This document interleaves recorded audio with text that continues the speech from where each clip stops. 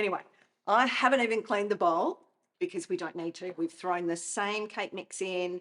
Now we are going to make a beautiful raspberry and apple cake. This one has like a molten custard center. You're gonna love it, Morgan. Made it for you.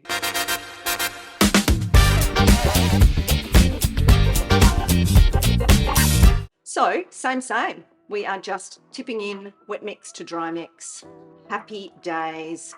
Mixing it again. But you could even use a fork to really just make sure that the wet and dry comes together well.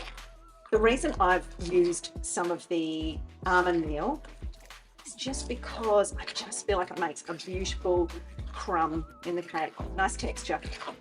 So we add 2 apples this time, which is our standard mix, and work those through.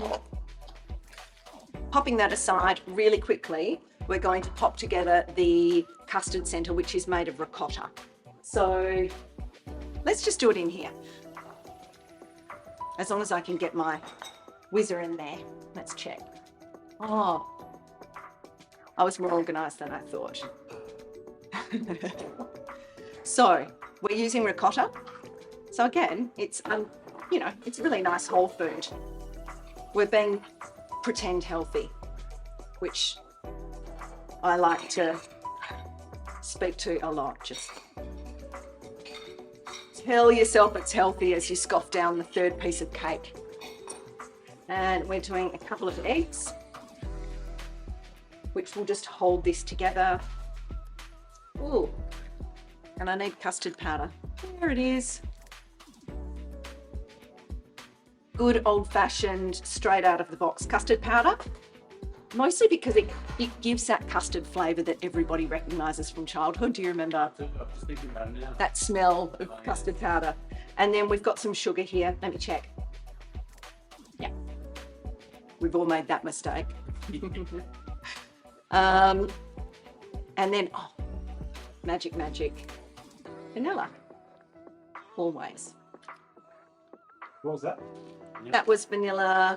That was vanilla bean paste. I like to use vanilla powder. I couldn't find any when I went to the shop. But vanilla powder is a bit more expensive in the beginning, but then you get so much use out of it. It's great. So we are just going to pull all this together. It's like a power tool action shot. Close.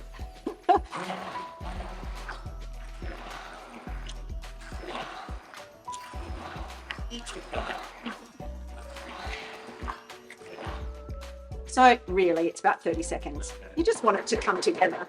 No big deal. Remember, relax. It's just baking. Okay. Yum. All right. And we are getting our beautifully put together cake tin.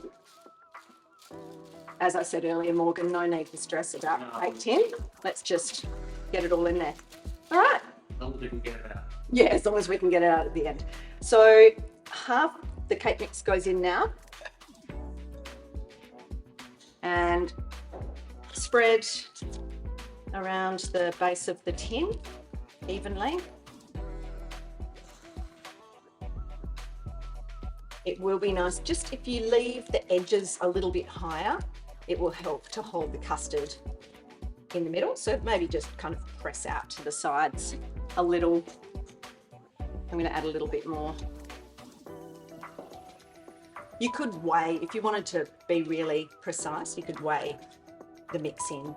So we'll just kind of give the middle a little bit of a dent. And then, friends, we are pouring in. We're pouring in our custard and just pushing that around as well.